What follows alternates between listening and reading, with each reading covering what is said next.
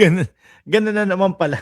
Nakalimutan na naman pala. Nakalimutan ko na naman po palang ilagay mga kababayan, mga boss chief amo sir, yung ano natin, yung pambungad ho natin mga bossing. Ano po, yung kapag ka mag-uumpisa tayo may lumalabas.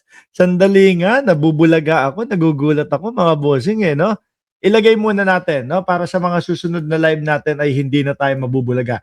Ayan po, magandang ano pa ba diyan sa umaga? Tanghali, 12:00, eksakto ng tanghali diyan sa Pilipinas. Mga kababayan, umpisahan na po natin itong ating mga tatalakayan. At siyempre mga boss chief amo sir, para doon sa mga bago pa lang dito sa ating channel ay dapat pindutin nyo na yung subscribe button upang sa ganon lagi kayong ino-notify ni YouTube pag nag-uumpisa na po tayo ng ating mga talakayan, mga bossing. At siyempre mga kababayan, dahil hindi naman, yan, sabi nga ni Ma'am Lilia C, no?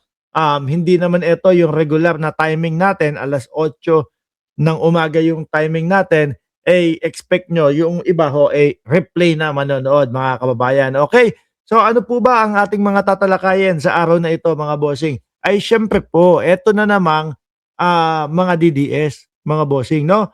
Meron po silang, nako, eto, rally na naman. Oh. Hindi na ho nagsawa sa mga parali-rally itong mga DDS na ito, mga kababayan.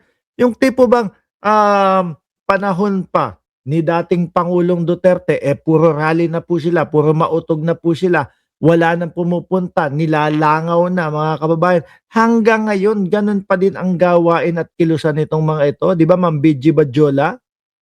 Oh, nagrarally. Mga lang AS, ano yan? mga langaw? Oo, tignan nyo, nilangaw naman ho talaga mga kababayan.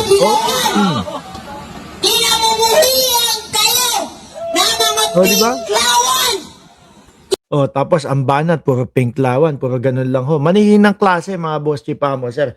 Wala naman talagang mga ibig sabihin yung kanilang mga parali-rally dyan sa kalsada ho, mga kababayan. Baka etong mga ito umaasa na lang po doon sa mga bayad o ibinabayad sa kanila Kung sa bagay, tama nga naman yung sinasabi ni Attorney Melvin Matibag na hayaan nyo na sila.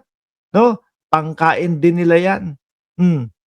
Kasi wala naman pong katuturan, wala naman pong kakwenta-kwenta yung mga isinisigaw nila dyan sa kalsada, mga kababayan.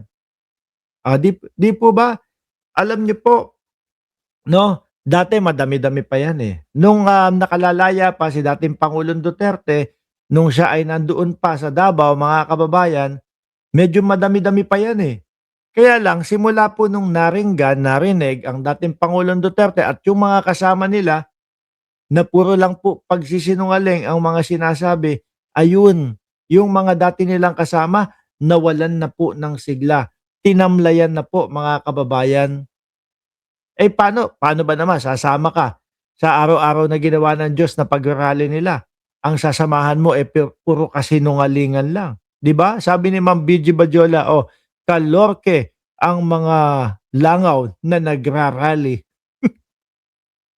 Tsaka ako naniniwala ano po, na yung sinasabing natatanggap na pondo galing po sa China, mga kababayan, ako naniniwala akong totoo yun Kasi po tumutugma naman po lahat mga kababayan Tumutugma lahat doon sa sinasabing merong tayong mga kababayan na tatanggap ng bayad, makakakuha ng bayad para guluhin ang gobyerno ni Pangulong Bongbong Marcos, which is eto po, meron pa po tayong mga vloggers na nakikita galing po doon sa mga DDS na aba, ang lalakas pa ng loob na i-post na sila ay merong mga meeting doon sa China. Di ho ba mga kababayan? Kaya ang ending ng mga parali-rally nila, wala na pong sumasama mga bossing. Ang ending ng mga parali-rally nila, akala mo lagi pong may mga COVID o lagi pong mayroong social distancing mga bossing. Anyway, nilangaw naman po yan, no? Lumipat na po tayo doon sa isang tatalakayin natin mga kababayan. Si Pia Cayetano, yung pagdadrama niya. Eto. Ako sinisisi, pero